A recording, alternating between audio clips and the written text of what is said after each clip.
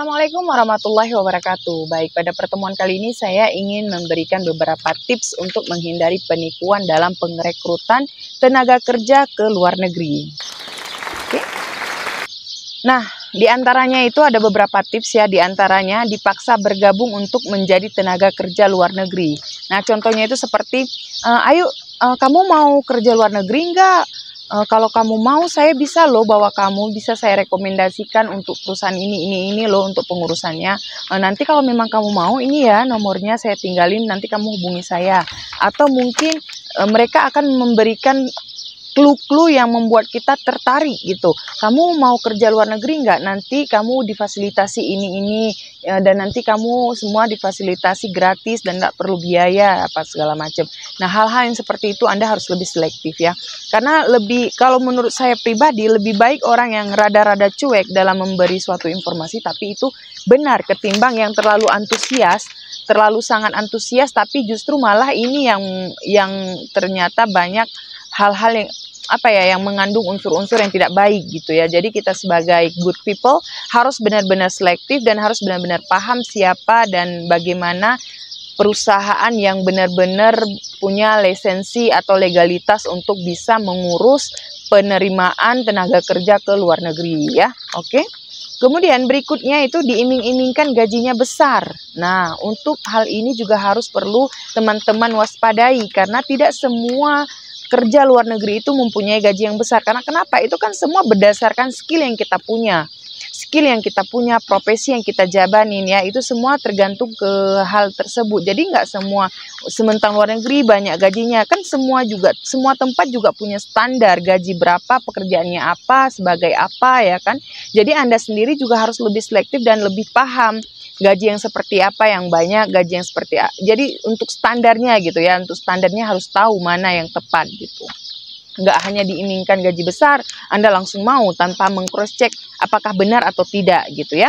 Kemudian berikutnya, tanpa membutuhkan sertifikat, lisensi atau skill. Nah, ini banyak sekali ya saat ini sedang marak-maraknya terjadi penipuan untuk pengrekrutan tenaga kerja ke luar negeri, yaitu Kamboja dan Vietnam, yang dimana kedua negara ini dikenal dengan negara yang tidak baik backgroundnya ya, yang dimana banyak terjadinya bisnis PSK dan juga bisnis penipuan itu banyak berasal dari kedua negara ini. Jadi Anda harus lebih waspada karena sekarang kalau Anda mau tahu boleh tuh searching atau di Google atau di YouTube dimanapun ya, sekarang sedang banyak diberitakan bahwasanya Kamboja dan Vietnam itu negara yang sedang merekrut tenaga kerja dari Indonesia untuk diiming-imingkan pekerjaan yang ringan, mudah, tanpa lisensi, tanpa sertifikat, tanpa apapun, tapi dibayar dengan gaji yang besar. Tetapi resikonya nauzubillah ya, kita tidak bisa lagi pulang ke Indonesia dan kita akan dijadikan seperti sandera, dipaksa kerja dengan melakukan hal yang dilarang dalam agama, yaitu memanipulasi data untuk melakukan penipuan, pengrekrutan, mengospek orang-orang untuk ditipu gitu, seperti yang biasa kita dengar yang ditelepon lah, nanti kita diminta transferkan uang. Nah, seperti ini gambaran pekerjaannya. Nah, itu harus benar-benar selektif dan harus benar-benar waspada. Oke?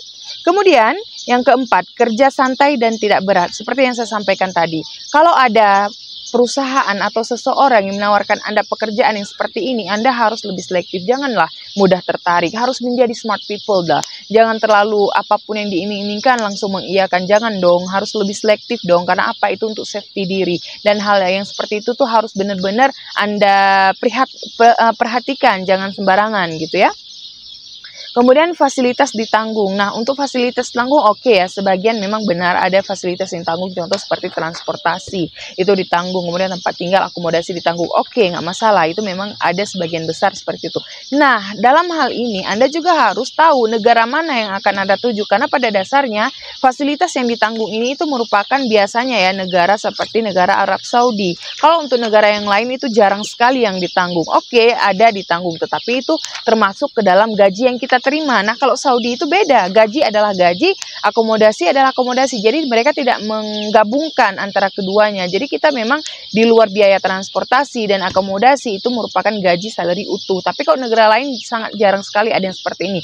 Bahkan yang saya tahu itu nggak ada ya. Kalaupun ada seperti Taiwan atau Hong Kong atau mungkin negara Australia, Amerika, UK, US gitu ya, ada memang benar. Tapi ya itu tetap masuk ke dalam gaji yang Anda terima, atau mungkin free-nya itu hanya untuk 1 bulan. Jadi harus benar-benar Anda sendiri lebih selektif dan lebih tahu lagi, cross check kembali kebenaran legalitasnya. Oke, jangan sembarangan.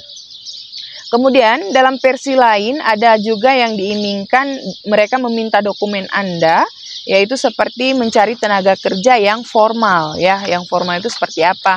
Seperti ya guru, seperti kerja kantoran, kerja suatu perusahaan listrik, gas, minyak, atau kerja di bagian kesehatan, rumah sakit. Itu kan pekerjaan yang dengan unsur profesi. Nah, pasti dong mereka meminta dokumen, meminta legalitas kita, lisensi kita ya kan. Tanpa minta itu semua ya nggak mungkin kita bisa bekerja karena kita punya akreditasi. Nah, saat mereka meminta Anda dokumen, Anda juga harus lebih aware, lebih safe, lebih waspada, lebih alert gitu ya. Karena kenapa itu karena dengan dokumen Anda bisa saja mereka memanfaatkannya untuk hal yang tidak baik, sehingga digunakan untuk hal-hal yang bisa merugikan Anda secara pribadi. Jadi saat Anda memberikan dokumen yang mereka mintakan, Anda sendiri harus benar-benar percaya kepada perusahaan tersebut. Nah, kembali lagi, sebelum Anda mendaftar, Anda harus tahu background atau latar belakang dari perusahaan ini. Legalitasnya benarkah, akreditasikah atau tidak, atau dia terdaftar di bawah naungan pemerintah. Oke, jadi harus lebih hati-hati. Nah, berikutnya, uang pengurusan diminta lunas di muka. Nah, ini memang ya sebenarnya setiap perusahaan punya standar dan persyaratan atau ketentuannya masing-masing. Tetapi kembali lagi kepada kita, good people, yang mempunyai keputusan dan pilihan di tangan kita harus lebih waspada dan lebih hati-hati lagi ya, seperti yang saya ingatkan sebelumnya. Karena kenapa? Saat dimintakan uang Anda di muka, kalau memang terpercaya perusahaan ini okay, nggak masalah, jadi Anda tidak dirugikan. Tapi jika memang Anda memberikan kepada orang yang salah tanpa meng-cross check dan hanya modal Anda percaya, maka siap-siaplah Anda 50-50, bisa saja ditipu. Syukur alhamdulillah jika memang tidak ya. Karena apa? Kalau memang pada dasarnya kan kalau untuk pengurusan seperti ini, kalau untuk kita bilang secara logik ya, secara logis gitu, tidak masuk akal sekali diminta di muka sedangkan prosesnya belum kelar. Jadi alangkah lebih baiknya dia ada tahap-tahap pembayaran, diantaranya itu 3 tahap mungkin. Di tahap awal sebagai untuk pembayaran tahap awal, tahap kedua dan ketiga, yang dimana saat tahap ketiga itu memang kita sudah mendapatkan tiket untuk melakukan penerbangan dan lain sebagainya ya. Karena kan logikanya gitu ya, masuk akal kalau memang ada 3 tahap dalam pelunasannya. Saat Anda menerima pekerjaan ini, seperti saya katakan sebelumnya, Anda harus benar-benar cross check kembali legalitas dari perusahaan. Oke, jangan sembarangan asal terima, asal nanya, asal proses, jangan ya, karena nanti tidak sedikit loh uang yang diminta untuk pengurusan dokumen ini. Maka dari itu Anda juga harus benar-benar perhatikan kembali kehan ini. Jadi jangan sampai uang Anda melayang, bahkan Anda tidak mendapatkan pekerjaannya. Karena kenapa? Saya tahu saat Anda membutuhkan pekerjaan ini pasti Anda membutuhkan duit toh. Dan saat pengurusan juga kita butuh duit, dan otomatis mungkin saat Anda mengumpulkan dananya ini untuk melakukan pengurusan ini, mungkin Anda berhutang, minjam ke sana kemari gitu kan untuk berupaya melunasi dana tersebut. Tetapi alangkah sangat disayangkan sekali jika Anda tidak meng-cross check kepada siapa yang akan Anda berikan, apakah benar legalitasnya gitu kan. Nah, itu kembali ke Anda, jangan nanti saat Anda sudah tertipu Anda menyalahkan orang lain, karena semua itu keputusan dan pilihan ada di tangan Anda. Oke. Kemudian saat Anda menerima kontrak, Anda harus memperhatikan job offer tawarannya. Artinya Anda ingin bekerja di suatu perusahaan, tentunya Anda harus tahu background perusahaan yang akan Anda terima. Ya, jadi Anda juga harus tahu pekerjaan apa yang akan Anda lakukan saat di sana nanti. Kemudian benefit apa saja yang mereka berikan kepada Anda. Tidak hanya sebatas, oh ada pekerjaan, iya ayo, ini persyaratannya Anda kasih, dan Anda tidak tahu kerjaan sebagai apa.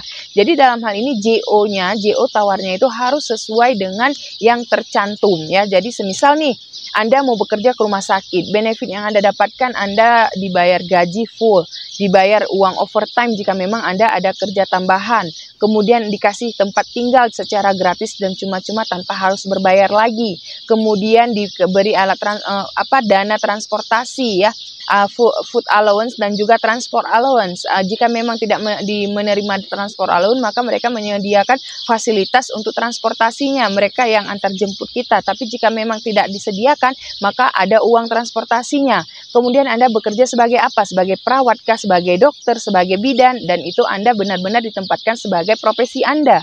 Kemudian tempat Anda dipekerjakan, benarkah rumah sakit atau jangan-jangan nanti malah justru di home care gitu ya, untuk merawat orang sakit di rumahnya gitu.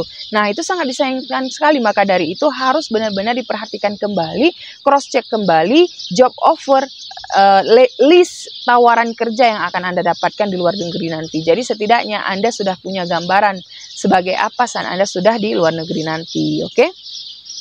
Nah, kemudian yang terakhir adalah Anda harus mengetahui lanjutan progres proses pendaftaran Anda. Jadi jangan hanya sekedar kasih duit udah apa segala macam terus tanggung beres. Jangan ya. Anda harus terus selalu meng-cross check kepada perusahaan tersebut sejauh mana pengurusan dokumen Anda terhadap pekerjaan yang akan Anda ambil. Jadi jangan sampai Anda udah bayar lunas, kemudian 2, 3 bulan, 4 bulan Anda tidak tahu prosesnya dan progresnya seperti apa, malah justru Anda yang dirugikan. Semoga bermanfaat. Terima kasih setelah menyaksikan video ini, dan jika memang bermanfaat silahkan sharing. Assalamualaikum warahmatullahi wabarakatuh. See you in my next video.